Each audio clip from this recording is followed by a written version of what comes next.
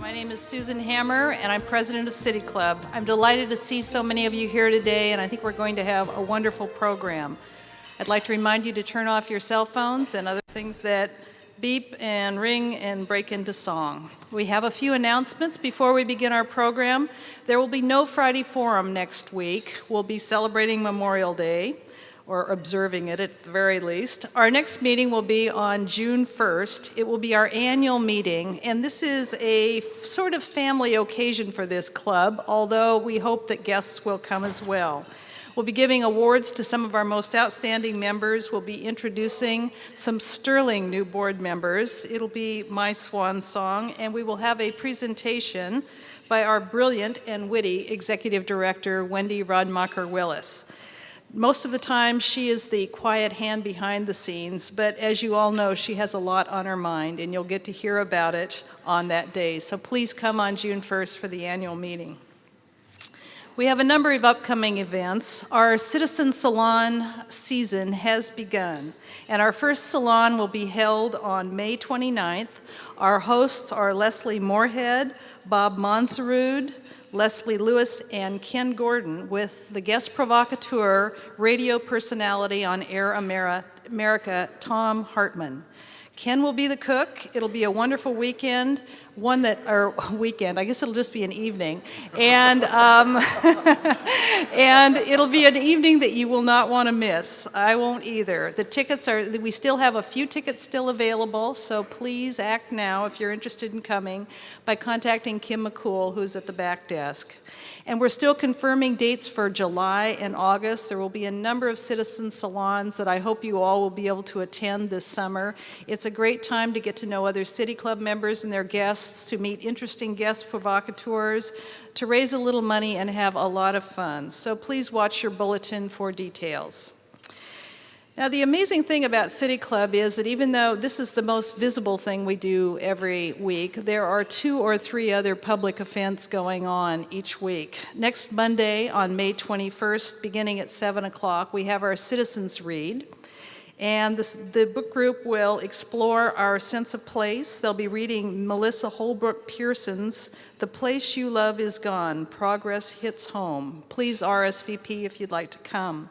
And then next Wednesday, on May 23rd, Agora and the New Leaders Council is bringing you a program that's all about New Columbia, the transformation of what we used to know as Columbia Villa. There will be a screening of a documentary by local filmmakers about New Columbia, and there will be a brief tour of the New Columbia's Main Street. So please check your bulletins for details. At this time, I would like to introduce Jake Okenberg. Jake is chair of the Membership Committee for City Club. He's a member of the Board of Governors, and he is the lead singer and pianist for the Retrofits, and he just got back from the tour for his first CD. Please welcome Jake.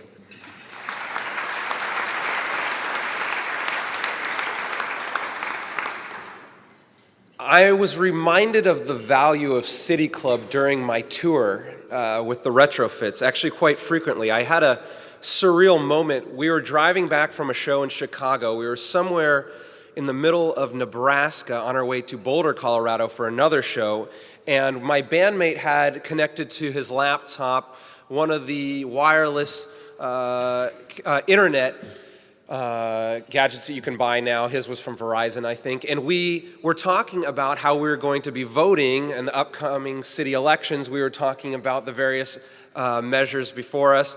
And I said, well, you know, City Club has some great reports on these issues. Let's see if we can pull them up. We were able to do that. We were able to listen to MP3s of the various debates that went on here. I have to say it's a little odd hearing Bob Ball's voice while you're driving on an interstate in the middle of Nebraska. But we were able to make a reasoned, informed debate about the future of our city while we're in the middle of nowhere. So City Club has value whether you are here on Fridays or not. So that is my segue to, first of all, and most importantly, saying Thank you all for coming here. Thank you for those who are members. I said this a year ago during our membership drive. We're all spokespeople for City Club. It's not the job of just me as membership chair or Susan as president or Wendy as executive director. You all know the value of having great debates, great discussions on the issues before us. And what would we do without City Club? What would we do if I was not able to pull up those MP3s and research reports on the road? We would be that less informed when it came time to vote. We'd be that less informed when it came time to know how we wanted the future of our city and our state and our region to go. So that is my way of saying, with 2 weeks left in our membership drive, if you are not yet a member, please join us. If you are thinking about renewing, please do. And please tell all your friends. It's what's the grads and dads time coming up. This is a great gift to give. And Susan can tell you more about what we have to offer. But thank you so much, and thank you for all that you do for City Club. Okay, so this is the last week we're going to offer this terrific deal, and that is that if you join today, you get a free lunch. Yes, a free lunch. There is such thing as a free lunch. And for those of you who are members who put the arm on someone and ask them to join today, you too get a free lunch. And this is good through the end of May, so we hope many, many of you will join and give City Club membership as gifts. All right. We here in Portland, as you know, are very, very fortunate to have great corporate citizens that help make these programs possible, not only for all of us who are here today, but for our radio and television audience. Our sponsors this quarter are Schwabe, Williamson & Wyatt, and KeyBank. Will you please join me in thanking them?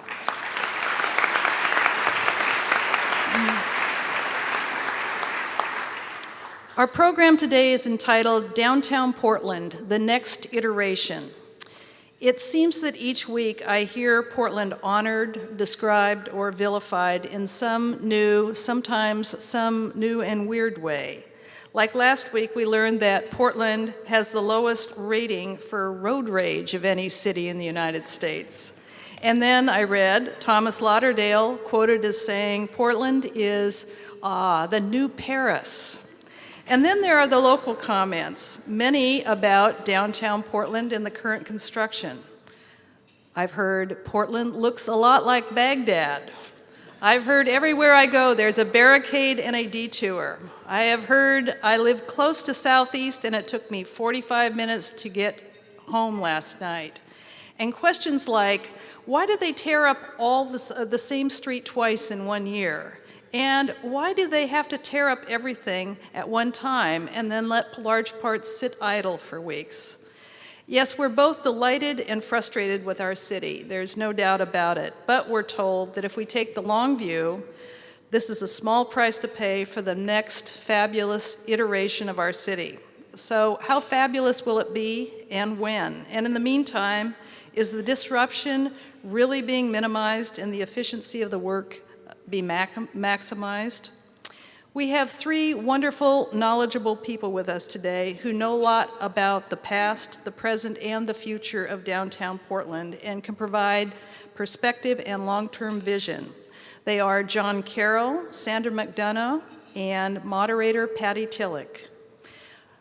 John Carroll is a developer who develops, owns, and manages real estate exclusively in Portland and has done so for the past 30 years. John has been directly involved with the Pearl District projects, including the Elizabeth, the Edge Lofts, which we know as the REI building, the Gregory, McKinsey Lofts, and Chown Pella. Most recently, John ventured out of the Pearl into the heart of Portland's downtown cultural district and developed the Elliott Tower on 10th across from the Art Museum. John's very, very involved with this community. He's chairman of Portland Streetcar, Inc. He's been there from the beginning, and he's been instrumental in seeing our streetcar effort to fruition over the last 16 years. Welcome, John.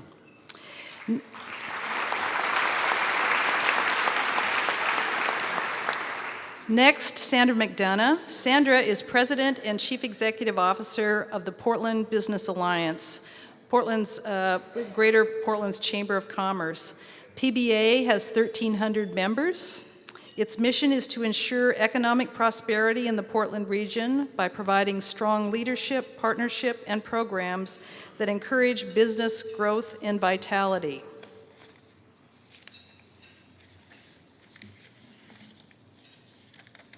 I seem to be missing a page, so I'll just tell you what else. Sandra has been in the energy business for a number of years.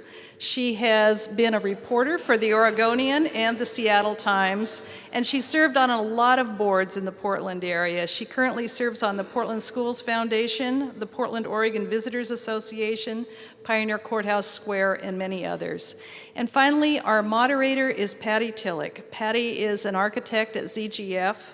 He is a most beloved former president of City Club, and he is currently a member of the program committee. Will you please welcome all of our guests?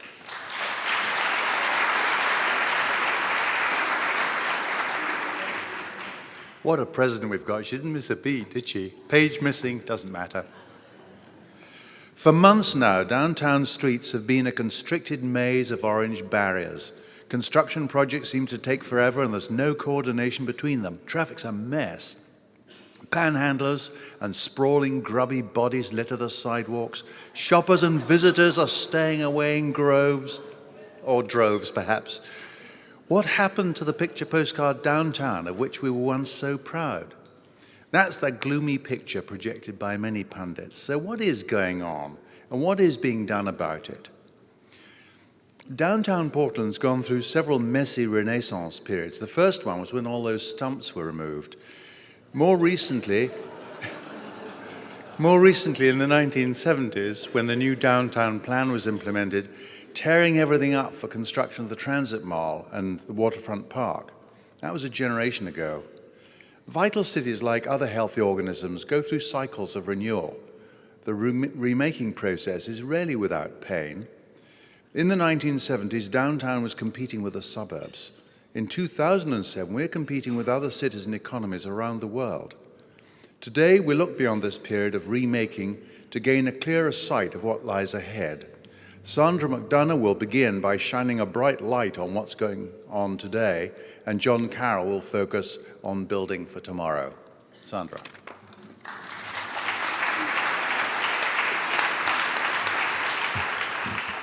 Thanks, Patty. I'm very happy to be here to talk about a place that I've loved my entire life, and that's downtown Portland. When I was a little girl growing up in Southeast Portland, my mom and I used to put our best dresses and our white gloves on every August and ride the Rose City bus downtown to buy my new school uniform. We'd meet my aunt and cousin under the big clock at Meyer and Frank and then ride the elevators upstairs to the uniform department and buy my plaid skirt, white shirts, and a scratchy wool sweater, which I always hated. Later, we'd have lunch at the Chocolate Lounge on the mezzanine floor of Lipman's. Then we would walk up the street to Rhodes Department Store, which my mother loved, and she'd buy something nice. And we'd probably stop by the Penny Arcade where her dear friend Louise worked before we rode the Rosie bus home. For some people, my mother's contemporaries, those were the glory days of downtown. But you know what? None of those stores exist anymore. They've all been reinvented, most of them more than once, to stay contemporary with the time and with retail trends. Lipman's is now the Hotel Monaco and the Red Star Restaurant. Rhodes is the Galleria. Meyer and Frank is soon to be a brand new Macy's with a high-quality hotel on top of it. And Rose City Bus Company is TriMet. That is the wonder of our downtown. It is a living, organic being that changes with the times. Here in Portland, we are justifiably very proud of our downtown. It is spectacularly beautiful, thanks to the decisions and investments made by our founding fathers and mothers. Thank goodness they chose this location with the views of the rivers, the mountains, and the hills. We're very lucky that with incredible foresight, they lay out a city grid marked by short blocks and easily navigable streets that attract pedestrians.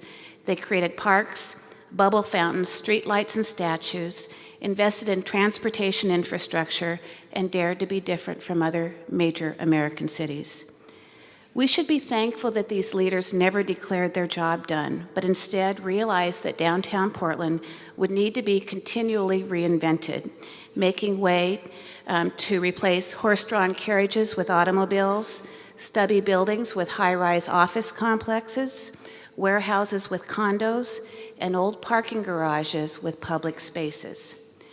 Pettigrew, Lovejoy, Scott, Benson, Keller, Roberts, Nato, Mark, Goodman, Girding, Edlin, Russell, Moyer, Schlesinger, and Carroll. Those are some of the names that have made Portland what it is today. They were people who drove change, people who had vision, and people who realized that sometimes you have to create a little dust to build a great downtown. That's what we're doing today, creating more dust and reinventing our downtown again. In my job, I get calls every day from people who want to talk about our downtown. What I would like to do today before I turn it over to John is tell you about some of the issues that come up most frequently, issues like managing the construction, public safety, retail vitality, and public safety, as public spaces, and give you an idea about some of the partnerships that are addressing all of them. First, public safety, which I get more calls about than anything else. Compared to most major cities, our downtown is very safe. Incidents of major crime are few, making downtown, quite honestly, one of Portland's safest neighborhoods. But Portlanders really don't care about what's happening in other cities. Because of the active street life, livability issues, and an occasional sensational headline, there has been a perception that downtown Portland is less than safe, and we have an obligation to address that perception. About 20 years ago, property owners in a 213-block area of downtown decided voluntarily to assess a fee on themselves to raise money to augment the cleaning and security services provided by the city. Today, the Downtown Clean and Safe program, the first of its kind in the nation, raises more than $4 million annually, funding a program that hires previously homeless people to clean our street, retains retired police officers to add more security, and puts twinkle lights on 780 trees to make our holidays brighter. This program, which the Alliance manages under a contract with the downtown property owners, works closely with Portland Police and other public leaders to address chronic safety issues. Over the past 2 years, as we heard more about safety concerns in our downtown, we expanded our investment in security by 30%, and the city added more police officers to the streets. The result has been a 15% drop in the crime rate in downtown since 2005. Looking ahead, the Downtown Public Safety Action Committee, which was created by Mayor Potter last year, brings together public and private players to ensure that we will stay on top of safety issues and address them before they become concerns. Portlanders are seeing a difference. A survey conducted last year by the Downtown Marketing Initiative showed that only 14% of respondents named crime as a significant deterrent to coming downtown. That finding was mirrored in the Alliance annual business census, which found that 96% of the workers we surveyed in the I-5, I-405 loop considered downtown safe. It's clear people are seeing progress. Yet while we appear to be addressing the safety issue, the Alliance survey also showed that there is continuing concern among Portlanders about aggressive panhandling and transients. Last week, huge progress was made on that issue when the City Council approved an ordinance that will prohibit people from sitting, lying, or placing their belongings on sidewalks in high-traffic areas like the Transit Mall. We have worked with the city and homeless advocates to establish safe places for people truly in need to go, like new day shelters, additional public seating, restrooms, and lockers. Addressing the needs of the homeless must be our top priority, and we were proud to have been part of the discussions that came up with real solutions. But Council also realized that we need to make our downtown accessible for all people, including people who want to walk unobstructed on our public sidewalks. Passage of this ordinance was a tremendous step forward for downtown. I want to thank Mayor Potter for his leadership on this issue. It would not have happened without him. And all of the groups we worked with to come up with a solution that provides services to people who needs them and makes our sidewalks more inviting for everyone. We're looking forward to working with Commissioner Sten, who will be leading the charge to site a permanent day shelter and as part of the 10-year plan to end homelessness, which he has led so well for this city. As I mentioned, the surveys conducted by the Downtown Marketing Initiative and the Alliance show that we appear to be addressing the concerns about safety. They also show that there is rising concern about traffic congestion and the impact of construction, and that's the second issue I want to talk about today. I'm downtown virtually every day, and like most of you, I can never remember which street is going to be closed and blocked by construction. We're in the midst of rebuilding our downtown again, and there's no way we can do it without the cranes and the jackhammers and the flaggers. When I'm sitting in traffic, I like to focus on the exciting prospect this new investment provides. Okay, I'll be truthful. I grumble like the rest of you, especially if I'm running late, which is most of the time. But we do need to understand why the construction is there. We are rebuilding the 20-year-old Transit Mall, giving it an exciting new face, and connecting Portland State University, Oregon's largest university, with the rest of downtown with light rail. We're also improving downtown's connection to the suburbs by extending light rail to the Clackamas and the fast-growing suburbs and communities in that region. The construction is daunting, but it is being managed creatively and carefully. The city, the county, TriMet, the utilities, the business community, everybody has come together to coordinate their activities so that disruptions are minimized. I know that's hard to believe, but there is a lot of coordination going on. We're smarter than we were 2 decades ago when the mall was first built. Today, TriMet is staging the construction schedule to minimize adverse impacts on any given set of businesses.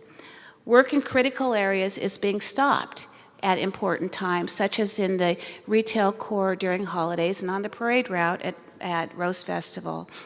2 decades ago, we learned that construction can have a devastating impact on small business.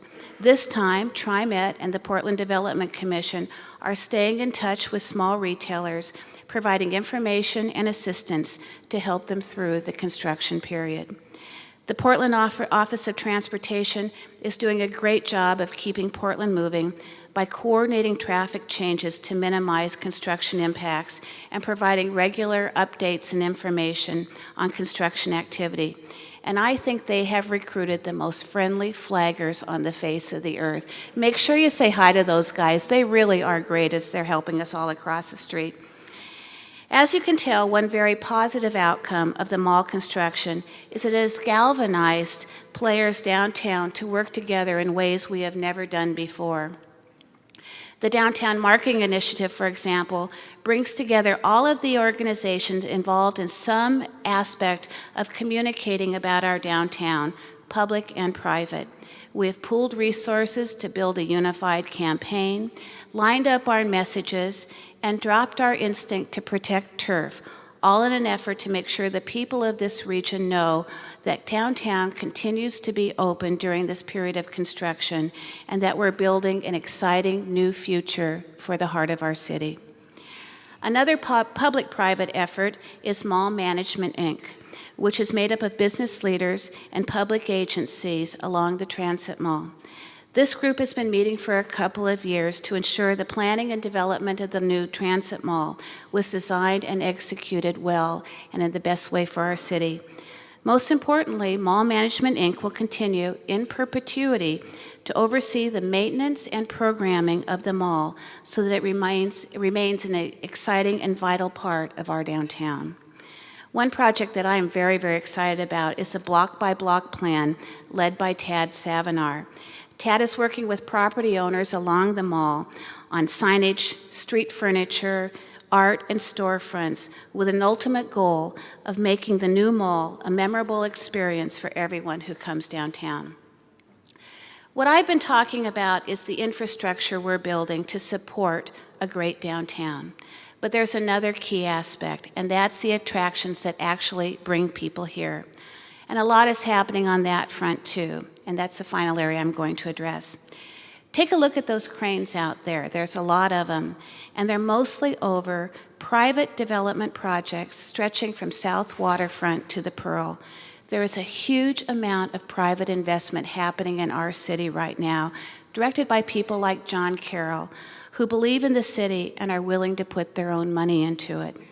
There's the Macy's Project, the Nines Hotel, Mercy Corps, the University of Oregon Portland Center, the new parking garage next to Fox Tower that will be topped by a brand new, beautiful city park.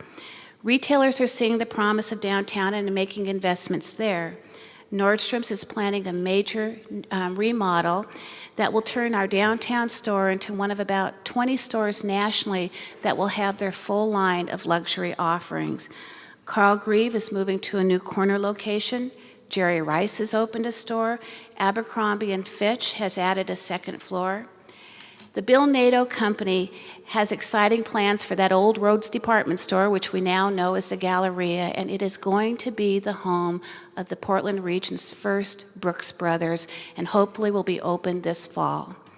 The company also is working with Beam Development on plans for Old Town, which will ultimately transform that neighborhood, bringing in new retail, new offices, new residential, and a brand new Oregon College of Oriental Medicine. The downtown office market is hot, and there are proposals to build new office towers in our downtown. There's the Goodman-Girding-Edlin project underway at 13th and Washington, which will be the new headquarters for Paddy's company, ZGF. A Louis Dreyfus project at First and Columbia, a Girding-Edlin project at First and Main. There's discussion of a new county courthouse, a new Moyer Tower, and refurbishment of the old Federal Reserve Bank building, and that's being done by Harsh Investment. The hotel tourism businesses are doing great. Look at all of the boutique hotels that are emerging in downtown, and more are coming. Pioneer Courthouse Square has scheduled more activities than ever before, and it continues to be the heart and soul of our downtown. And we're continuing to see the growth in residential investments and new residential properties, which we know is vitally important to a healthy downtown, and we've seen what it can do in the Pearl District. A lot is going on, and it's very positive.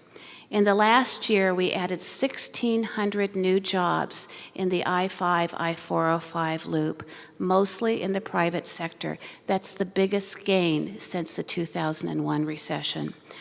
Our annual survey of business owners in that loop showed a lot of optimism. 59% said their businesses improved over the last 12 months, and a third of them tell us that they're going to expand in the next year. But we can't just sit back and let everything happen on its own. Downtown needs advocates who remember that the work of inventing a great city is never done. Over the last year, the city, the Portland Development Commission, and the Alliance joined together to update our downtown retail strategy. The document is a blueprint for how we will think ahead about what we want our downtown to be and how we will work together to attract the retail, residential, culture, hotels, tourism attractions, and all the different things that we need to build a great city. I'm convinced we have the right people at the table, and all of them have a unique passion for Portland, including Commissioner Sam Adams, who is an incredible advocate for our downtown. We need to make sure that we retain the tools that make these projects possible. We need a strong PDC, and we need to remember that small public investments can be catalytic for attracting large private funding. We've used tax increment financing for this in the past, and we need to find a way to retain that tool or find another one that can accomplish the same purpose.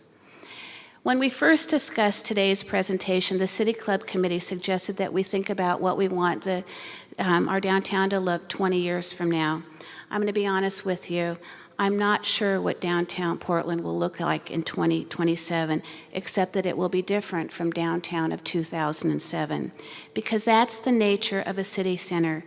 They're organic, and they evolve as trends and technologies and consumer preference evolves.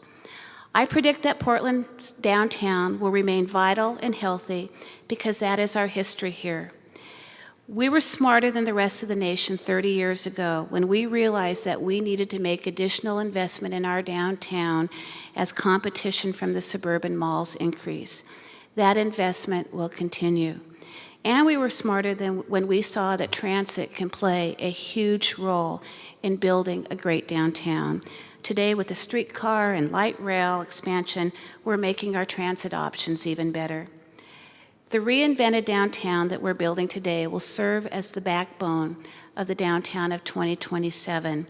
But before we get to 2027, some new visionaries, probably that young and restless set we're always talking about, will put their own stamp on downtown, because that's the Portland way. We're probably never going to go back to the day when little girls put on white gloves and ride the bus with their mom downtown. Those days are past. But in 2027, I suspect my son will bring his children downtown, and he'll be sharing with them the value of the investments that we're making today. Thank you very much.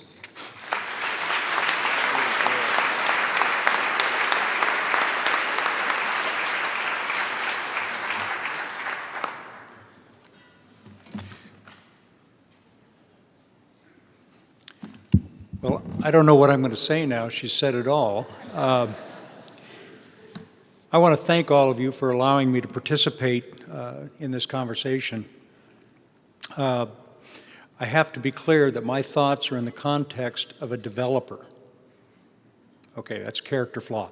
But in the context of a developer that is participating in a system that he enjoys. I think this is the right environment to demonstrate to the country, to the world, that you can start, you can come up with a plan, and you can take some very, very strong steps forward. And I want to compliment the faces that I recognize in the room for participating, certainly, in the evolution of our community. Some of you might bristle at this idea, but I find very little to criticize, either in the public or the private sector. I have only developed in Portland, Oregon. I've had opportunities to develop around the country. I don't like to travel long distances, but the bottom line is that I enjoy working in Portland, Oregon. A number of years ago, I used to be in better shape and used to ride bicycles a great deal, and I had a young friend who was killed on a country road out in Beaverton in one of our rides. That has stuck with me my entire life, because I do not want to develop in the suburbs. I saw a wonderful rural community virtually gutted. And from that day forward, as I evolved into real estate, I said, I want to develop downtown. What is downtown? What is Portland? What is Portland downtown? Portland is just a wonderful collection of neighborhoods and sub-communities. I think it's really a stretch to suggest downtown is the only place, and this organization does not advocate that in any way, but there is a heart to every community. Villages, by way of an analogy. There's always a market. There's always a place for people to congregate. Downtown Portland, for me, is a place to do that exactly. It's a crossroads, and that's a very important piece as we look at transportation, as we look at lifestyles, as we look at the growth of a community. It is a crossroad. So what's our story? Well, our story goes back to the early 70s. We had the country's worst economy at the time. Our industries were flat, dying, or gone. We had wonderful leadership in the form of Tom McCall. We had a collection of people that said, let's get together and maybe we'll do something like Senate Bill 100 or the Land Conservation Development Commission that said, why don't we come up with a plan for our state? Why not every incorporated community come up with a plan? Residential, commercial, retail, on and on, but please come up with a plan. We have a plan. And if we can just keep that in the back of our mind as we work through this today and we work through this for the next 15, 20 years, we do have a plan in place. I have a question, though. When you're walking around town or walking across town, what do you see? There's a collection of people that see homeless, smoking in public places, crime, environmental waste, very disconcerting. There's another collection of people that see human beings, more jobs, streetcars, buses, light rail, bicycles, pedestrian parks. They see energy and excitement. That's what I see. I've been involved in the streetcar for about 16 or 17 years, and it goes back to Chris Smith can tell me the date, but it goes back to a time where Earl Blumenauer at the time said, let's talk about transportation. And John, Chris, 5 or 6 other people said, would you give us 3 months? Look at the plan, tell us where you think this should head. That was 16 years ago. Don't trust Earl. He won't keep his word. I've been involved for the last 16 years. And of late, the story is if I make it 4 more years, I will be the oldest or the longest surviving streetcar participant, and I'm really looking forward to that. The Citizens Advisory Committee, which we first got involved with, we sat down at Northwest Natural Gas for a very brief period of time, and within the first 10 or 15 minutes, we said the streetcar is not going to be a photo opportunity for grandma and the kids. It is going to be a viable mode of transportation that's going to integrate with the regional transportation system. The reason that we focused on that is we said, well, how are we going to fund this thing? And this gets back to the core of Portland and our crossroads. We felt that it was absolutely imperative that the funding mechanism be an economic development tool. Since the car was announced and since it was opened and it's been operating for the number of years it has, we've had over $2.9 billion worth of investment in our downtown. Predominantly residential, which is a curious phenomenon in Portland, Oregon, because you live in the neighborhoods. Why would you live downtown? But $2.9 billion of investment. Yes, we've had to come up with financing tools. We've taxed ourselves as property owners. TriMet came up with a very important part of it, and that was operations. You can fund track and right-of-ways and all those things. Funding operations is a challenge, and we thank TriMet for having participated at that level. I have shared these thoughts with you because infrastructure is a very important part of establishing a core of any community. As you live or work downtown, as you walk across downtown, what I observe, what we all observe, I think collectively, is that we have infrastructure in place. It is getting safer. There are more eyes in the streetcar. There are more eyes in the light rail. You can get from downtown to Beaverton, never have to get in your car. That's a very important piece for me. As I have shared this with about 35 communities around the country, streetcar people have been asked to share the story around. The image I have in the back of my mind is either sitting on the streetcar or on the light rail or taking the bus or stuck on 26, 84, 205, 217, I-5 north and south. Tell me about the half-hour, 40-minute wait, dead stop in traffic, and then let's talk and complain about maybe there's some construction that's underway to improve our downtown, to establish us further as a strong core of our community, of the region. The question is, how do we take advantage of the momentum? Well, I think the important piece is to continue our planning. If we are building what we need today, we're behind the curve. Looking forward to 2027, looking 10, 15, 20 years ago, 15, 20 years out, it is very easy to complain about the cost of the infrastructure. It's very easy to complain about the improvements that are being made. It stops traffic. But if we don't put that in motion, if we don't get a plan, if we don't come up with funding for it, the 26, 84, 215, 217, I-5 north and south scenario, downtown New York, that is not going to be a distant conversation. It's going to be right here. And I think the amount of time and the energy that we collectively put into infrastructure, our roads, utilities, parks, schools, to maintain and expand those systems is a very important part of our charge. Sandra did an excellent job of describing how good Portland is already. I think that is in the context of our success, certainly, but as we look at expansion of the economy, or we look at competition between regions within our country, Infrastructure, a core, all of that stuff has to be in place, and it has to be embraced by the community. Question was the coordination of the infrastructure. There's no easy answer for it. I made a couple notes to myself. We're dealing with federal, state, city, county, neighborhood associations, activists.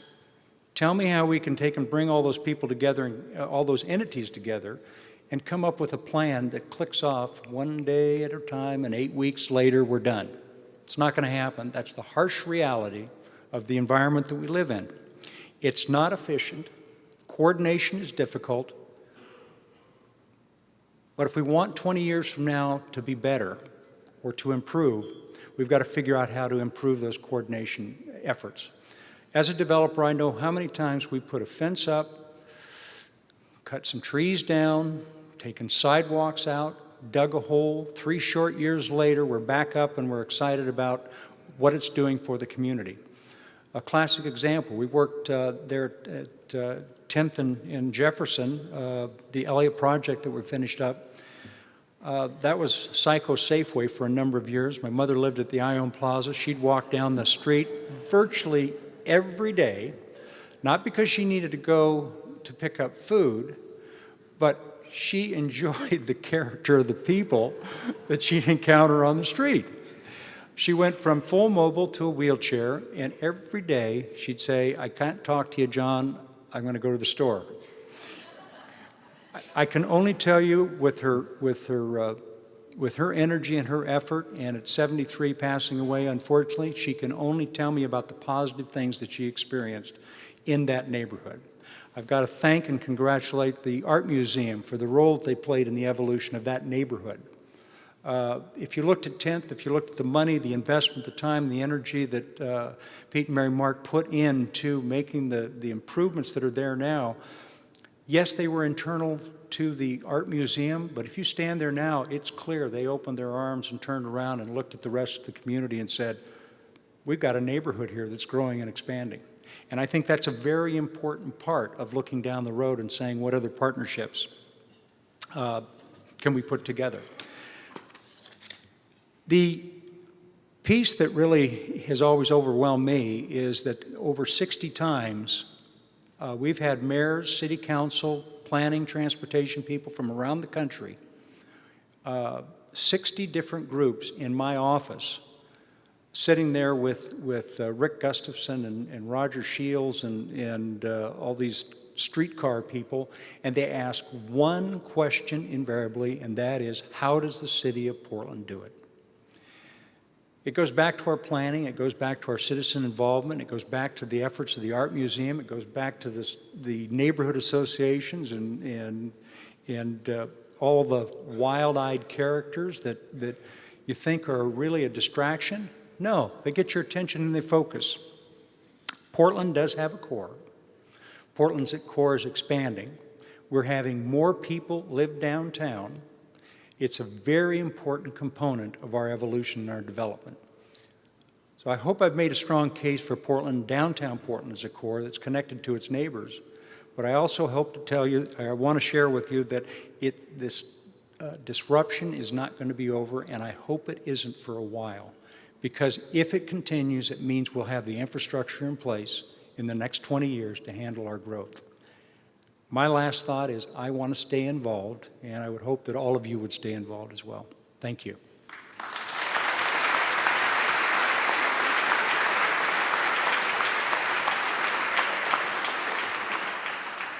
Well, thank you, Sandra, and thank you, John. You know, I've got a list of questions here, but I know that there are a lot of anxious members who want to get up and ask their questions too. So let me change tack a little bit by asking you about sustainability. This is a city which is known for more LEED-rated buildings and more firms with professionally qualified LEED people than I think any other in the country. The next frontier, as it were, is reducing the carbon footprint not only of individual buildings and institutions, but of the entire downtown. That's a huge challenge. My question to you is, are we really prepared to act on that? knowing that it has very real financial consequences for the development community? And how relevant is it to Portland's future? I'll start. I think we've been acting on it for almost 40 years. I'm old enough to remember when somebody was daring enough to think that we should take out a parking lot in the middle of downtown and put a public space that's now Pioneer Courthouse Square there and build transit to give people alternatives to driving their car downtown. And we just keep building on that with expanding our light rail, with the streetcar, with car options like FlexCar and other really innovative programs. And, FlexCar got started here. We were their big start for the city. Bill Scott's done a tremendous job with them. We also are, in a lot of ways, the center of the universe for development of the sustainable building industry. Girding and Edlin has built more LEED certified buildings than any other developer in the country, and they started here in Portland. It was actually, they worked together on a project they developed for my old company down at River Place that we worked with a number of folks on, and they're continuing to do it today with the building that you'll be moving into. So I think what you'll see in here in Portland is that that's part of our makeup. That's who we are, that as we move forward, we're thinking long-term, we're incorporating sustainability into what we do, and most importantly, and John's hit on this, we're exporting it to the rest of the world. I also get visits from people from all over the world all the time who want to come in and talk about what we do in Portland, and that's one of the questions they ask us is, how did we build this commitment to a sustainable practice here? I would try to be quick, but we had an interesting opportunity with FTA, Federal Transit Administration, in Portland a number of last year.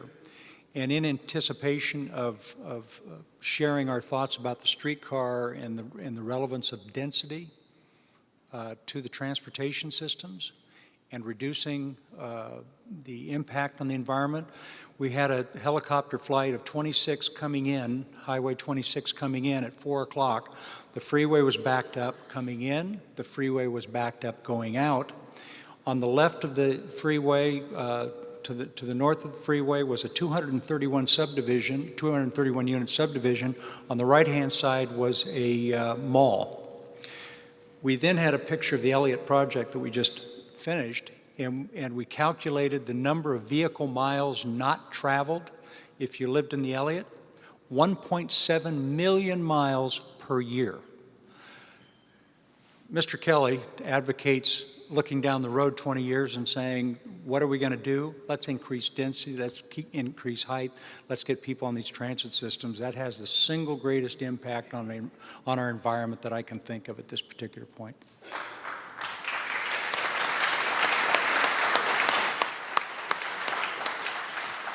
One more brief question. You both made reference to 2027. What are the big changes? Looking back 20 years, there have certainly been a great many things that we have done. I think about the Oregon Convention Center, which was a long time in coming, but is with us now. I think about the tremendous number of buildings that are growing in downtown now.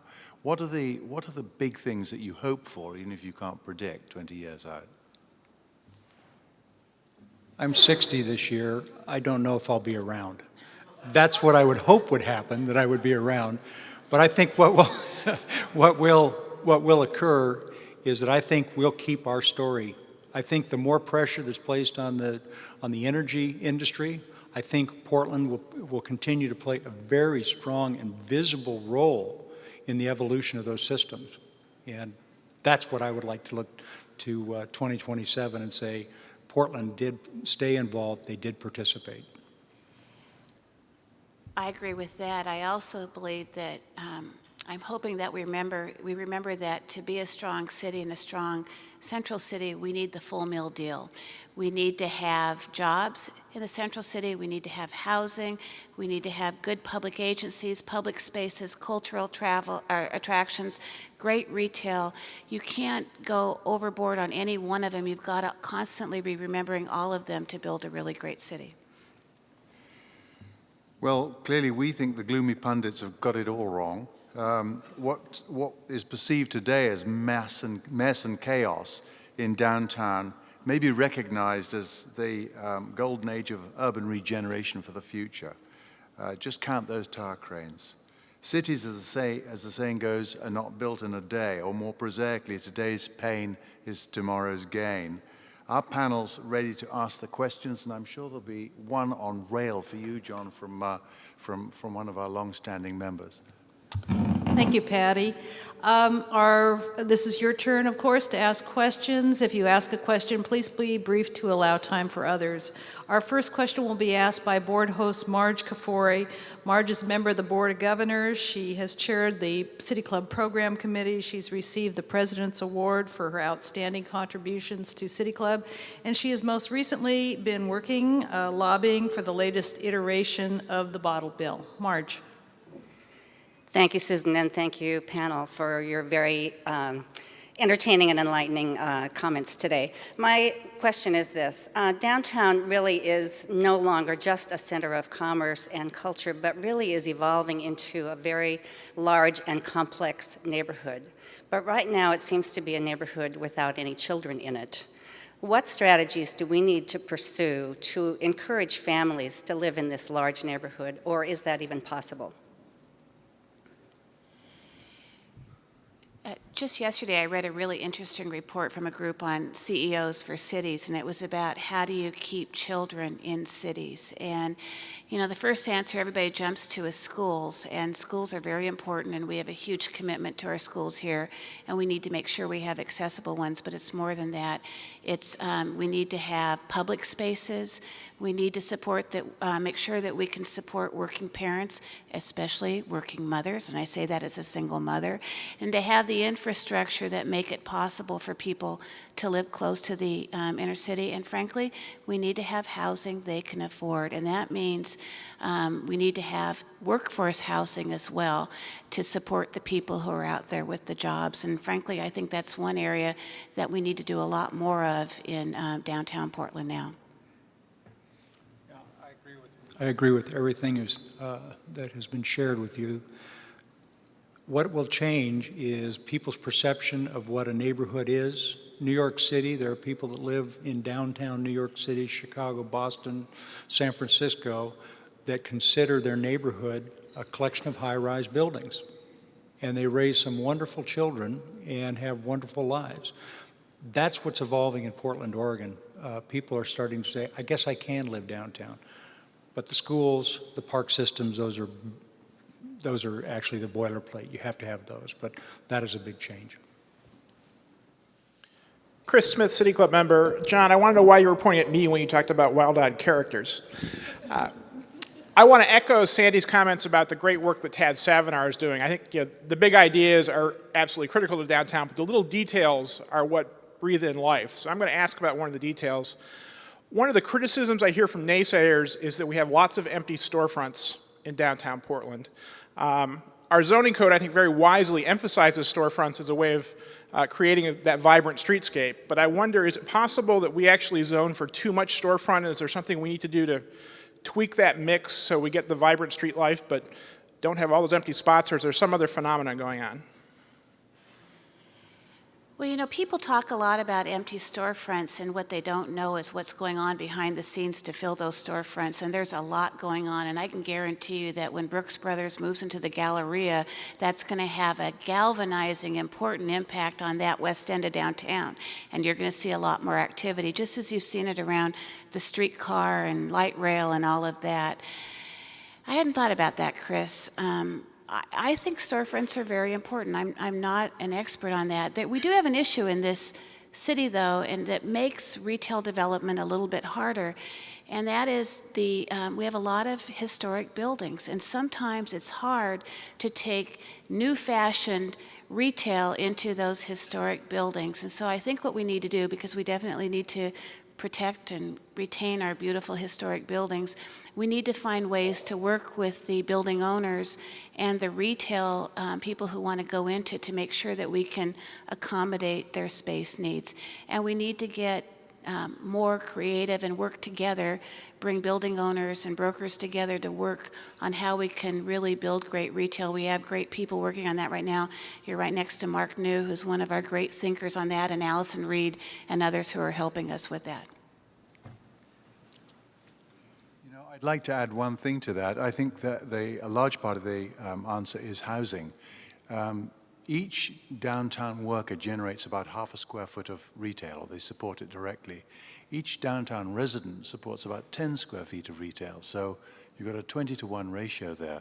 And the more people we have living downtown, the more vital the retail is going to become. So that is probably the single strongest difference we can make. Next question. Guinevere Milius, City Club member, and this is kind of a follow-up to Chris's question about historic properties. On top of that retail, you have offices for the most part, and clearly there's a demand for new office space because it's being built now. Yet there's also a lot of vacancy above that ground floor, or seemingly in historic properties, and I wonder, we've all agreed that we want to preserve these historic properties. Do the two of you see any success stories coming online with reuse of these historic properties, or are we going to have to really even get beyond using them for offices in order for them to be preserved? Well, I'd like to be able to be very positive about the historical connection to our community, our history. I can share with you that Opus Northwest and their redevelopment of the block there at the First Christian Church gone through a very, very strong and strident effort to preserve the Ladd Carriage House. See a young gentleman in the back there that's doing the archaeological, oh, that's the wrong phrase, but the excavation around that structure. So the importance placed on our history, Portland's history, is very, very important. There will be, I believe, a different approach taking to incorporating historical structures into larger projects.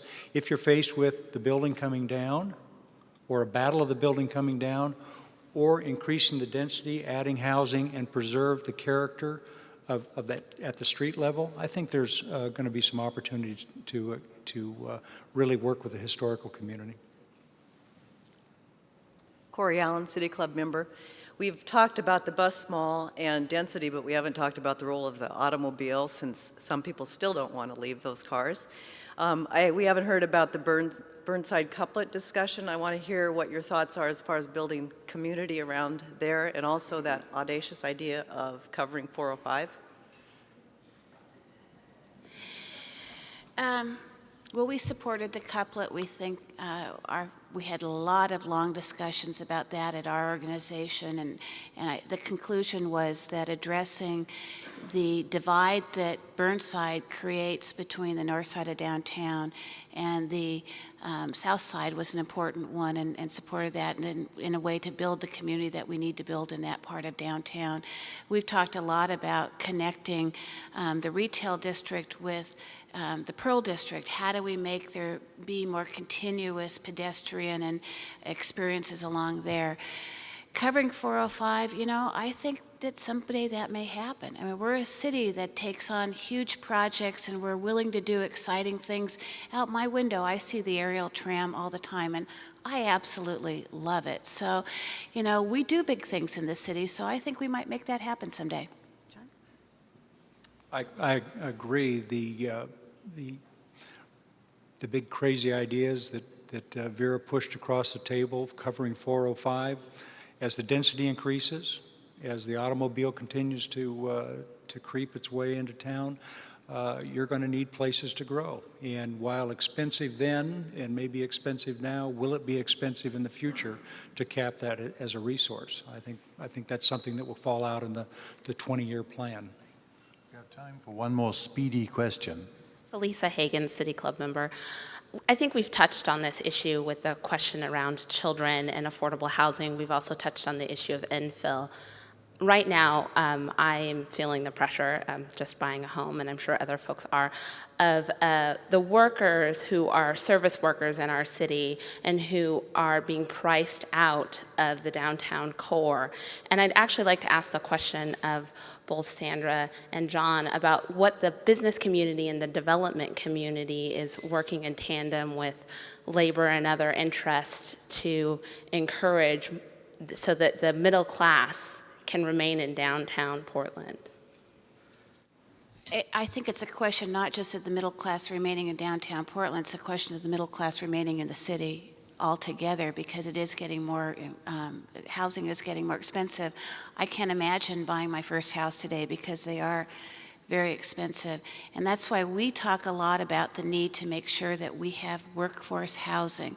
We have done a great job of starting to address the need for affordable housing aimed at low-income people. We've built a lot of high-end housing, and we worry that we're missing that middle area that are the workers in the area, in all of our businesses. And it's really important that we do that. When you look at what's really happened to Portland schools in terms of funding, a huge factor has been people, young families choosing not to be in the city because they can't afford to be here, and they're going out to the suburbs. The dollars follow the people out to the suburbs, and that's been one of the reasons that we've had a continuing issue funding our schools. So it's a vicious cycle, and we need to make sure that we're addressing it, and that's something we talk a lot about, is how do we work with developers and government and agencies and others to encourage development of workforce housing. The workforce housing is probably one of the most important central issues to the increased vitality of Portland, Oregon. And for me, it relates to the environment. How many gallons of gas do they have to consume to get out to a neighborhood that they can afford to live in before we start seeing the real cost of that cheap housing in the suburbs? I mean, there are costs directly associated with that. I think there's an opportunity. I think Commissioner Sten has done a wonderful job in focusing on the needs of the very affordable of that affordable market. But when it gets into that gray area of that middle price, something just seems to vanish. And I think the next 10 years we should focus and make that a very important component of the conversation about housing in downtown Portland. I confess we have done a lot of high-end, high-rise housing, but we were chasing a market that didn't exist before. I think there's momentum in downtown housing and high-rise housing. I think you could go back and revisit that workforce housing a little bit differently. I leave the last word to Susan, but thank you both very much indeed. This is splendid. Let's thank John Carroll, Sandy McDonough, and Paddy Tillett.